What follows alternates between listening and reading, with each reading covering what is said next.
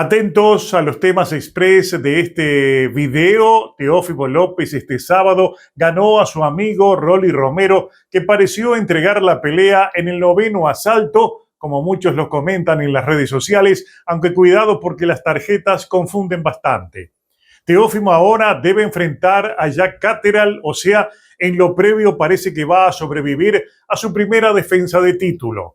Por otra parte, Feliciano, el cubano, Joenly Feliciano Hernández, ganó, pero demostró que no está listo. Sin embargo, le van a ordenar pronto la pelea de título, gracias a la necesidad que tienen los organismos de hacer caja rápidamente. Pero eso es lo que vamos a hablar en este video que en este momento comienza. Por eso, bienvenidos a un nuevo encuentro con el análisis inmediato de muchas de las novedades que deja el fin de semana. La principal de todas, Teófimo López venció al Rolly Romero, le ganó en los asaltos finales. Vamos a ver cuál es la tela para cortar de esa pelea. Teófimo López hasta el séptimo asalto había perdido 4 de los episodios con Tim Chipman.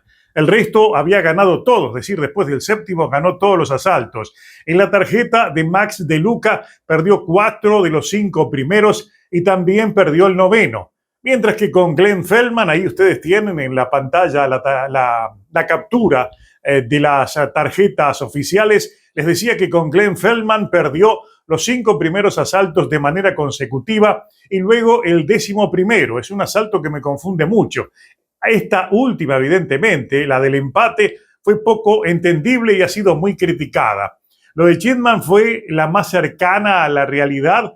Hasta el octavo, en lo personal, yo la vi pareja, incluso la tenía empatada. Se alternaron desde el noveno en adelante, como que aflojó el Rolly Romero alimentando esas suspicacias, ya que, de acuerdo a lo que se ve en las redes sociales, incluso en el propio foro de mi transmisión en vivo inmediata, muchos lo vieron cediendo la pelea a su gran amigo. Recuerden ustedes que el Rolly y Teófimo en lo previo se sabía que son grandes amigos, que tenían dificultades para enfrentarse el uno contra el otro, y abona siempre aquello de que es difícil evaluarlos cuando son amigos que se enfrentan en una pelea donde debería existir mala sangre por todo lo que se juegan. Como sea, era favorito Teófimo López y cumplió. No obstante, en lo personal, yo no veo que tenga fondo para hacer mucha historia en esta división, por más que hay que aceptarlo, DAZN respiró con esa victoria. Teófimo es uno de los grandes activos comerciales fijos que tiene ahora, especialmente porque estaba inaugurando un nuevo contrato firmado con DAZN y ahora deberá pelear con Jack Catterall cuando lo ordene la Asociación Mundial de Boxeo, algo que va a suceder en los próximos días. Como les decía, Jack Catterall es el próximo rival de Teófimo López. ¿Qué podemos esperar de esa pelea? Jack Catterall es un buen rival, pero uno no lo imagina venciendo a Teófimo López. Es decir, vamos a empezar por aquello de que Teófimo López salvó una de esas peleas que estaba allí en el balance del quiero y no quiero. Muchos, en general la mayoría, pensaban que Teófimo López era el gran favorito por más de una razón. Nosotros mismos incluso en nuestro pronóstico lo veíamos ganando, pero siempre dejando sobre la mesa aquella carta dada vuelta de lo que podría suceder con un Teófimo que es totalmente inestable desde lo emocional y es muy difícil en lo previo vaticinar cómo va a entrar a esa pelea. Si entra enchufado, si entra enfocado en vencer a su rival y si entra también a la pelea sin arrastrar ninguno de esos problemas mentales que lo han acuciado en el tiempo reciente. Si a eso sumamos la influencia negativa que todos entendemos que tiene su padre desde la esquina, podríamos empezar a creer que el Rolly Romero era aquella figura inescrutable en los pronósticos, porque si bien es un candidato a perder, también podría haber sido un candidato a ganar. Y hasta el octavo asalto, inclusive, además de ese apoyo masivo que bajaba de las plateas, todo favorable al Rolly Romero, lo vimos concentrado al Rolly, lo vimos en una posición boxística que no le conocíamos, es decir, Ismael Salas logró mucho de mejorar su estilo, ya no es un estilo poco ortodoxo, trabajó muy bien detrás del jab, se movió permanentemente y aceptó que dentro de la disciplina del plan de pelea lo prioritario, la premisa era esperar, sacarlo, jalarlo a Teófimo López para conectarlo con el gancho de izquierda sobre todas las cosas y tomarlo entrando. Lo hizo en más de una oportunidad. De hecho, en el quinto asalto le provocó una herida encima del ojo derecho y lo tuvo a maltraer.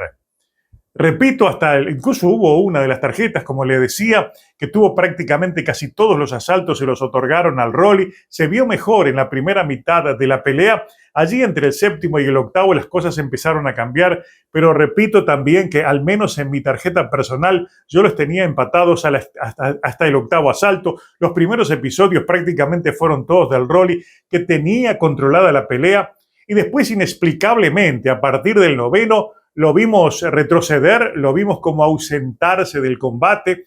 Cuando Ismael Salas le pedía que trabajara la pelea, que soltara golpes, era cuando menos golpes lanzaba. Y claro, le permitió a un Teófimo López, sin ser nada del otro mundo, simplemente teniendo mayor volumen, tratando de conectar más golpes, viéndose más activo en la pelea, llevarse en general en las tarjetas los últimos episodios que le permitieron entonces llevarse la victoria. Si la amistad entre Teófimo López y el Rolly Romero tuvo algo que ver, no lo sabemos. Pero si ponemos en la balanza una pelea que yo les había vaticinado, que efectivamente fue así, iba a ser fea pero entretenida, tenemos que quedarnos con que para el boxeo en general es mejor que sea campeón Teófimo López. No obstante, hay que tener en cuenta también que ostenta un título que nadie sabe si es el título verdadero. Por eso esperemos, recemos, para que la Asociación Mundial de Boxeo de inmediato, ya esta misma semana, ordene aquello que necesita ordenar y que dijeron que iban a ordenar, que es decir, un enfrentamiento entre el otro campeón, no sabemos si es regular, no sabemos si es titular, que es Jack Catterall, contra precisamente Teófimo López, que figura como supercampeón. Una condición que ya prácticamente no existía, pero hay dos campeones y tiene que quedar uno. Lo correcto es que se enfrente a Jack Catterall. La noticia que les doy, que al menos en una primera mirada, Jack Catterall no podría vencer a este Teófimo López, que se supone para su próxima pelea va a llegar mejor. No obstante, hay un detalle que es la primera clave. Teófimo López ha demostrado que en contrapartida con otros campeones en 147 que han llegado subiendo desde la 135, como puede ser Devin Haney, está demostrando que ha bajado el poder en las manos, como que puede manejarse muy bien porque está dentro de su peso, pero aparentemente, digo aparentemente, transmite la sensación de tener poco peso en la mano. Esa es una de las grandes opciones, puede ser uno de los grandes problemas de los ríos revueltos que tenga que cruzar cuando enfrente a Jack Catterall, que desde lo personal pienso va a ser una muy buena pelea, y a la misma seguramente va a llegar como gran favorito Teófimo López. Repito, la Asociación Mundial de Boxeo en los próximos días debería ordenar ese combate. En la tela para cortar de lo que sucedió este sábado en Las Vegas, la otra pelea que todos esperábamos con mucha expectativa era la de Joenly Feliciano Hernández, una de las, quizás la mayor promesa del boxeo cubano de este momento, enfrentando a Francisco El Bebu Verón, el argentino, un hombre de menor tamaño que seguramente está para pelear en otra división, no en las 160 libras, pero dio realmente una gran pelea. Se vio animoso, se vio activo, se vio con un plan acertado, se vio con mucho volumen, pero había una diferencia de tamaño, había una diferencia de peso en las manos, porque realmente todo lo que lanzó el Bebu Verón moría allí o en los brazos, y cuando conectaba realmente no le hacía ni cosquillas. A un Feliciano Hernández que se le vieron las fisuras en su boxeo, se le vieron las fallas y sobre todas las cosas se mostró todo aquello que aún le falta por resolver dentro de su boxeo, como que le faltan millas de navegar allí contra rivales que le hagan buena oposición antes de soltarlo a las fieras, es decir, a ir por los títulos como pretenden hacerlo. En general, viendo las redes sociales, lo que opinan en general también los analistas del boxeo cubano, todos creen que todavía le falta. Algo que había dudas antes de esta pelea. De hecho, tuve algunos cruces, no cruces en lo personal, pero sí hubo muchos reclamos que me hicieron allí en uno de los foros de mis videos, cuando yo alegaba de que a este Feliciano Hernández todavía le faltaba un poco de millas antes de entrar a las aguas profundas. Me decían que estaba listo. Esta pelea demostró que no lo está. No obstante, no hay que negar que fue justa su victoria, independiente de lo que digan las tarjetas, donde hubo allí un empate que es incomprensible y también hubo diferencias en las tarjetas que fueron incomprensibles. No obstante, hay mucha gente que alega incluso de que fue un robo, de que debió ganar Verón. Basta ver los números de CompuBox para entender quién fue mejor que el otro, es decir, en efectividad, en lo defensivo y sobre todas las cosas en el control de la pelea. Vean ustedes allí en los números de CompuBox, si los estoy poniendo en la pantalla. Joenly Feliciano Hernández conectó 200 golpes más que Francisco Verón, que fueron 105, con una precisión del 30.8% en comparación apenas con el 13% del argentino. El total de golpes, Hernández, como les decía, conectó 200 de 649, eso es exactamente el 30.8%. Verón conectó 105 de 809, o sea, el 13%. Conectó menos, pero lanzó más Verón, lo que les terminaba de decir. Lanzó mucho, pero conectó poco. En golpes de poder, Hernández conectó 122 golpes.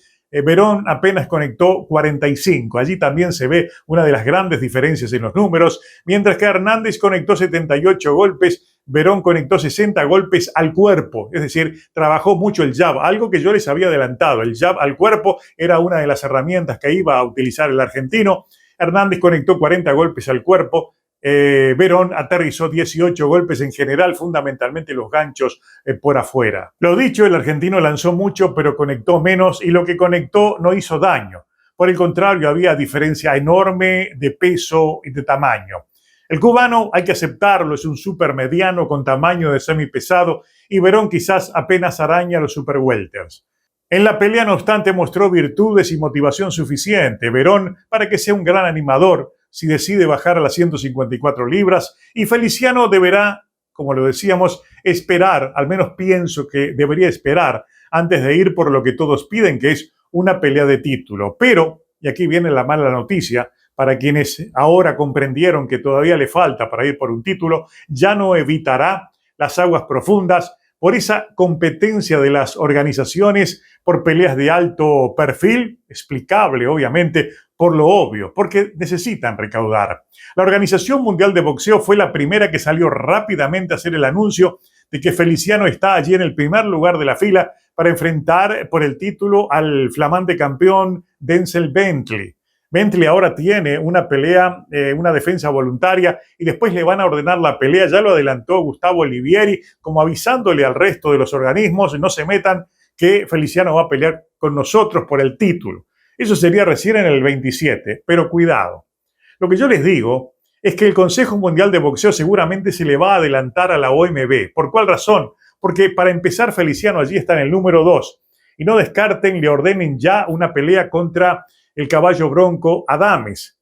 Ocurre que el CMB quiere hacer algo rápido con el dominicano y si tenemos en cuenta que ahora el campeón interino, el Mono Ramos, va a enfrentar a Nursultanov, que es el número 1 en la clasificación en septiembre, lo esperado, lo obvio es que a Adames le ordenen una pelea que sería contra Feliciano, que es el número 2.